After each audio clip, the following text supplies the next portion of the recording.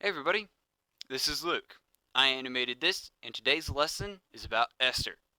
Enjoy!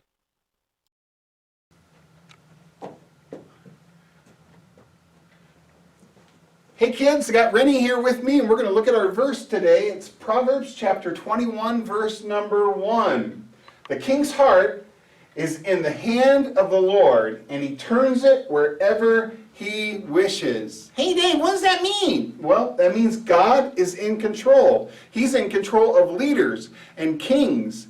And Esther, the story of Esther, is going to tell us all about that. In fact, the Bible tells us that King Ahasuerus, God bless you.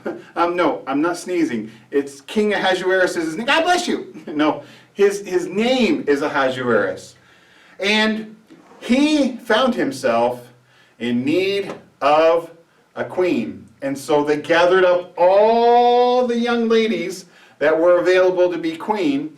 And one of those ladies was a young Jewish girl. Her name was Esther. Oh, hi, Esther. Hi. And so she was one of the young ladies that was possibly going to be chosen. What do you think it would be like to be queen? I don't know. I don't, that'd be a pretty tough job, I would think. Yep. And Esther was chosen by King Ahasuerus. And that tells us what? That tells us God is in control. There's one other character that you need to know in the story of Esther, and that is a man, and his name was Haman. And Haman was an advisor to the king, which means that he was to be honored just like the king was to be honored. And one other character that you need to know about was a man named Mordecai. Now, Mordecai was Esther's uncle, and Mordecai had taken care of Esther. But now Esther was queen, and Mordecai did not bow to Haman and give respect to Haman. And this made Haman very, very angry. The Bible tells us in Esther chapter 3, verse 5, when Haman saw that Mordecai did not bow and pay him homage, he was filled with wrath. What do you think wrath is, Rennie? Oh, I don't know. I don't use that word very often. Well, it means anger. He was very, very angry that Mordecai would not bow to him. And the Bible tells us that Haman was so bothered by that, that he started to make a plot. And he went before the king, Ahasuerus. Oh, there he is. And Haman, boo! Yeah, that's good job. This evil guy went to the king and he made a decree. He said, listen, king, there are wicked people from foreign lands and they've infiltrated our lands and our kingdoms and they have not paid you respect. And we need to do away with them. We need to do away with them immediately. And he gave the decree to the king that those people would be persecuted. And those people would be killed. And those people would be taken away from the Persian Empire. And the king signed that decree. Now, boys and girls, you remember from our story in Daniel that when the king signs a decree, and it is a decree called the Medes and the Persians, can it be changed? No, it can't be changed. Remember, Daniel ended up in the lion's den. That's right. And this is the same kingdom. This is the Persian kingdom that overtook Babylon. Darius is no longer king. King Ahasuerus, God bless you. No, King Ahasuerus is king now. And King Ahasuerus has signed the decree that Haman had given. Well, guess what? Word got all the way back to Mordecai. He was probably really sad. That's right. Mordecai went to the gate of the kingdom. And while he was at the gate of the kingdom, he mourned that King Ahasuerus had made that decree. The Bible tells us in Esther chapter 4, verses 1 and 2, when Mordecai learned that all that had happened, he tore his clothes and put sackcloth on and ashes, and he went down in the midst of the city, and he cried out with a loud voice and a bitter cry, and he went as far as the front of the king's gate, and no one might enter the king's gate with clothed in sackcloth. So he sat there right at the gate, and he mourned that the king was going to have all the Jews killed. This looks really bad, Dave. It doesn't look like God is in control. Well, you could think that God might not be in control, but you think about this. God is using all these circumstances. Remember that King Ahasuerus, he needed a queen. Oh yeah. And there was a special queen that came to power. And that just happened to be Mordecai's niece. And so Esther's going to go ahead and have a conversation here with Mordecai. So Mordecai comes to Esther and says to Esther, Esther, you must go before King Ahasuerus. And you must tell them a warning that God's people are going to be exterminated. That God's people are going to be killed. And he says to him, you have to go before the king. Esther, that's a pretty big task. Do you think you're up for that? I don't know. If I go before the king uninvited, I could be killed on the spot. That's right, boys and girls, because when you went before the king, he had to reach out and touch his scepter, or else you would be killed. Don't go, Esther, it's too risky. I don't know if King Ahasuerus will let you in. He might do something really bad to you. I mean, he didn't do anything really good to his first wife, that was queen, and so you better be careful. Well, no, Mordecai is trying to get Esther to go before the king. That actually Mordecai had found out a little bit earlier about a plot to assassinate King Ahasuerus. What does assassinate mean? That means some people were going to try to kill the king and take over the kingdom. That's not good. No, it's not good. And you know what? King Ahasuerus was warned by Mordecai. Mordecai told Esther to tell the king that these men were going to try to kill him. And the king was saved, and Mordecai's name was put in the records of what happened in the king's kingdom, that he saved the king's life. Now Mordecai is telling Esther, go before the king and go and tell him and ask him, please ask him. And Esther probably was scared.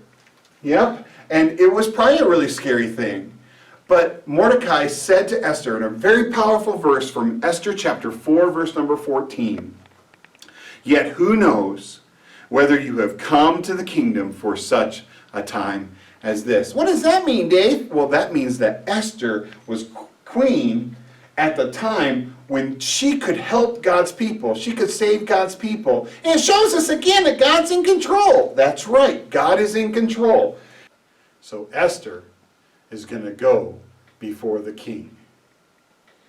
All right, I'll go before the king, but it's against the law. So I'll pray for 3 days, and Mordecai and all the Jews and all the land will pray for 3 days, and then I will go before the king. And if I perish or die, they mean the same thing. If I perish, I'll perish. Wow, Esther's really brave, Dave. She's going to go before the king uninvited. If the king doesn't hold out his scepter, then this isn't going to go very good. But remember, what's the point of our lesson, Rennie? God is in control. That's right, and God is in control. So for 3 days, they waited, and then Esther went before the king. And as she stepped before the king, he reached out, and he touched his scepter toward her, and he invited her into his presence. And he saw, oh, there's my beautiful queen. And he said, what do you want? What is your request? And you can have up to half the kingdom.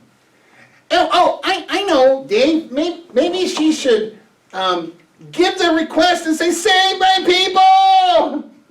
Is that what you did, Esther? No. He should get a new decree made. Hey, king, make a new decree. Not yet. Well, what did you do, Esther? What did you do to get the king's attention? I said, if it pleases you, O king, let's have a banquet. A banquet? Yeah, A banquet's not going to save your people. maybe. Okay. Remember, Rennie, what's the point of the lesson? God is in control, but I can't see how a banquet's going to save God's people. And so Esther prepared her banquet. And the king came, and not just the king, but one other person is there. His name is Haman. Boo! That's right. But Haman is at the banquet. Why is he at the banquet? Esther only invited the king. No? No, I invited both of them. You see what God is using Esther to do? I think so. It's kind of hard to see, though. This doesn't look like it's going to save God's people. Well, they had the banquet, and the pillars were straightened in the kingdom. And while they had the banquet, oh, I know what's happened. I know. Esther tells the king about the decree and tells the king, "Save me, please." Nope, not yet. But, it's so hard to trust God sometimes. They had the banquet, and it went really, really good. The king asks Esther what she wants. And the king said, "What is your request? Please let me know, up to half of the kingdom." I would like to invite the king and Haman to another banquet tomorrow night. What? Esther, think about what you're doing. You can't have another banquet. Haman's made the decree. God's people are in danger. Don't just have yummy food banquets. It doesn't make any sense. But Esther was trusting God. And so that night, the king went back to his bedroom and Haman went home. That night, Haman talked to his wife about what had happened. And he said, "I am so important that the queen invited me and the king to this banquet." Yeah, it looks like things are working out for Haman, but not working out for God's people. Well, Rennie, you got to continue to remember that our lesson is trust God, that God is sovereign. He's in control of all things. And so Haman was talking to his wife saying, "I must be so important because the queen invited me. And you know what?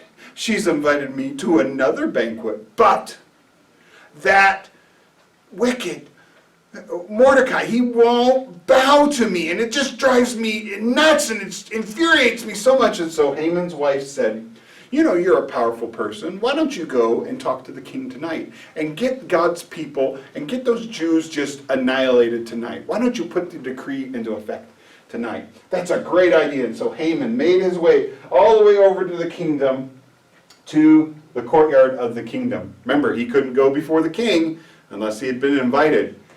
Inside the kingdom, the king could not sleep that night. Oh, he needed some warm milk. Well, maybe.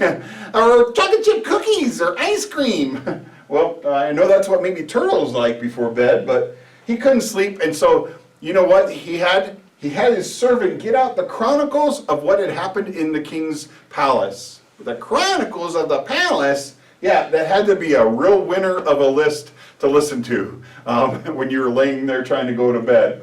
And the servant began to read through the chronicles, and he read about how Mordecai had warned the king about the assassination plot and had saved the life of the king. And so the king said to the servant, "Well, what thing have we done to honor this Mordecai who saved my life?" And the servant said, "Nothing. We've done nothing." And the king started to think in his brain, "What can I do? What can I do? I don't have any good ideas." And the servant said, "You know, Haman is waiting out in the court for you." And he said, bring in Haman, bring in Haman. And so Haman was invited into the king. Now remember, Haman was here to tell what? To tell the king, let's persecute and kill the Jews right now. So Haman came before the king, and the king said, "Haman, I have something I want to talk to you about." And Haman said to the king, "I have something I want to talk to you about." And the king said to Haman, "I have something I wanted to talk to you about." And so the king said to Haman, "There is a man that I wish to honor, and I wish to give him great honor. And he was missed when he was supposed to receive honor earlier. And what would you do to a man that the king decides to honor?" And you know what, Rennie? What? Haman thought that the king was talking about him, but he wasn't talking about him. He was talking about Mordecai. That's right. But Haman thought he was talking about him. And Haman thought in his mind, who else would the king want to honor other than me? And so he said, let a royal robe be put on him, and let him ride on the king's horse, and let him go throughout the city with a town crier that goes before the horse and says, this is what the king does to honor the one that he wants to honor, and let it be done right away. And the king said, that's it. That's the idea. That's the great idea. Go out and do it just like you said, and don't miss a single detail on it, and do that. Do that for Mordecai. And Haman went, ah! That's what he had to do, and he probably went, ah! And he had to go out, and he had to lead Mordecai on this parade. And God had used Mordecai to save the king's life. God was in control. And God had used Haman to have to give honor to Mordecai. Well, that night, Haman came back to his wife and said, I can't believe I had to do this. I had to take him on a parade, and I had to give him honor, and he got more honor than me. And the queen and Haman's wife said, aren't you going to be late to the banquet? And he said, oh yeah, I got to go to the banquet. And so the king had this second banquet set up, and the queen had set up this banquet. And remember, Haman had come to this banquet, and he wanted to have God's people assassinated and killed. And so they had the second banquet, and the king said to Esther, Esther, what is it that you desire? Up to half the kingdom. Please let me know what your request is. And Esther said, O king, please give me my life and the lives of my people, for there is one who has sought to destroy me and my people. And the king said, who is this that's going to destroy my queen? This wicked Haman! And the king was so infuriated that he turned his anger on Haman. And Haman was hanged on the gallows that he had built to kill God's people. Now, the king had made a decree that all of those Jews would be killed. And it was made with the Medes and the Persians. The Medes and the Persians, which means it can't change. That's right. But the king made a second decree. And that second decree was a decree that God's people could defend themselves. And they defended themselves, and they were able to protect themselves from Haman's wicked plot. And Haman was defeated that day, and God's people were rewarded for trusting in him. You know what's interesting about the book of Esther, boys and girls, is it doesn't mention God once in the entire book, but God works in the shadows during the entire story because it teaches us that God is in control. That's right, God is in control. And at the end of the book, there's a giant feast called Purim, and they celebrate God's victory and God's protection. And you know what, boys and girls, what this means for you is God is in control of your life as well. God wants to protect you, just like he protected Esther. Do you know the same God that Esther served is the same God that you serve? And he is in control of everything. That's right. It's just like our verse says in Proverbs chapter 21, verse 1. The king's heart is in the hand of the Lord, and he does whatever he wishes. And that means that God is in control. Hey kids, there are some worksheets that your parents got this week, and we're going to have Esther and Rennie help me out here. So Esther, first of all there, you'll see that it's titled, God Saved a Queen. And so you have all these crowns here with statements, and you have to match them up with the scepters. Remember how that was in the story?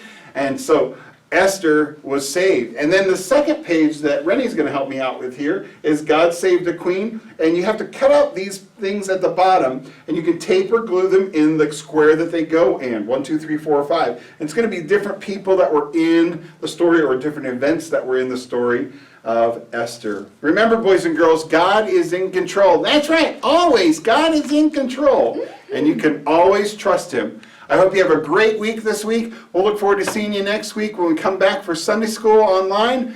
And we're going to teach you more about God's Word next week. Bye, kids. Have a great week. Bye!